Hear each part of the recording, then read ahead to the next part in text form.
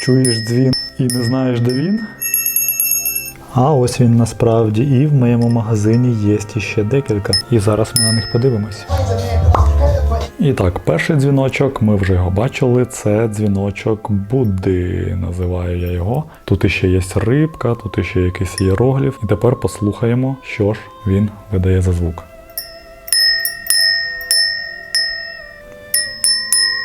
Мені здається, він, скоріш за все, для дверей, на удачу. До речі, вішають дзвони. І навіть на Закарпатті, в Гуцульщині, я пам'ятаю, приходив до одного знайомого, і я тоді на велосипеді приїхав і ударився в дзвона шоломом. І він такий, це на удачу. Типу, як оберіг це зазвичай використовується, коли на вхідних дверях ви вішаєте дзвона. Наступний. Oh yeah.